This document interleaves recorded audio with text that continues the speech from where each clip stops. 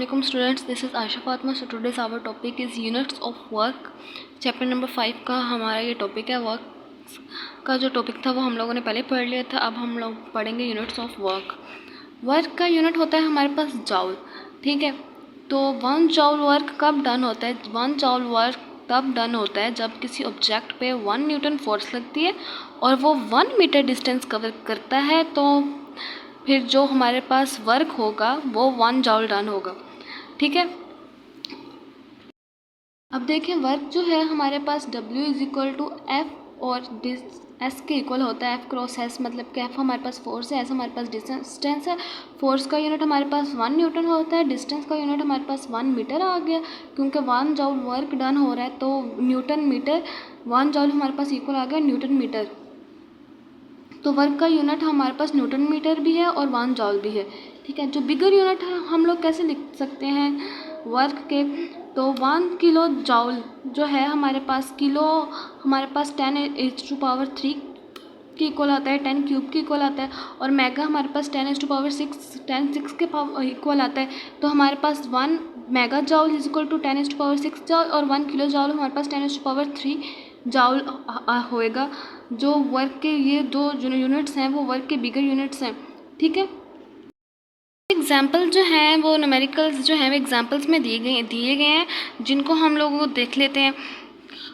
ये अक्सर जो एग्जाम्पल्स जो हैं वो इनकी स्टेटमेंट छोटी है, तो छोटी स्टेटमेंट वाले जो न्यूमेरिकल्स होते हैं वो पेपर में आते हैं, तो हम लोग इनको देख लेते हैं.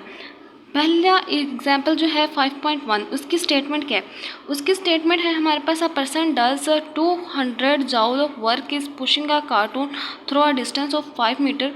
एक पर्सन है जो है एक कार्टून को पुश करता है और 200 जॉल वर्क डन करता है, कार्टून को पुश करता है 5 मीटर के डिस्टेंस के through. How much force is applied by him? तो वो फोर्स, कितनी फोर्स अप्लाई करेगा?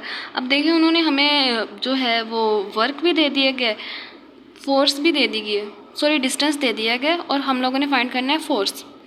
वर्क डन हमारे पास इक्वल है 200 जॉल के, डिस्टेंस हमारे पास इक्वल है 5 मीटर के, फोर्स हम लोगों ने फाइंड करनी है. हमारे पास फार्मूला है F is equal to F cross S, तो हम लोग ये फार्मूला यूज़ करेंगे. F is equal to F cross S. Force हम लोगों ने फाइंड आउट करनी है, इसलिए जो डिस्टेंस है वो यहाँ पे मल्टीप्लाई हो रहा है, इधर आके डिवाइड करेगा तो F हमारे पास is equal to work over distance, FW over S आ जाएगा.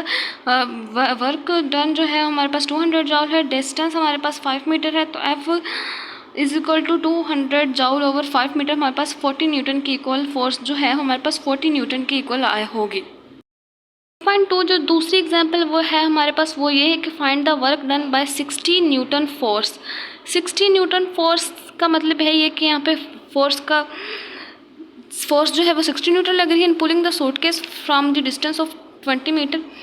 20 मीटर के डिस्टेंस से पुल करने के लिए सूटकेस को हम लोग 65 न्यूटन की फोर्स लगाते हैं. तो हम लोगों ने वर्क डन फाइंड करना है. फोर्स जो है हमारे पास 60 न्यूटन है, डिस्टेंस कवर्ड हो जो हमारे पास हो रहा है वो 20 मीटर है. एंगल फ्रॉम द फिगर, ये हमारे पास फिगर है, यहाँ पे एंगल नोट करें. यहाँ पे एक एंगल बन रहा है, वो 30 डिग्री का एंगल बन रहा है, तो थीटा हमारे पास होगा 30 डिग्री. इस पे फोर्स का कंपोनेंट लग रहा है. Work done by a force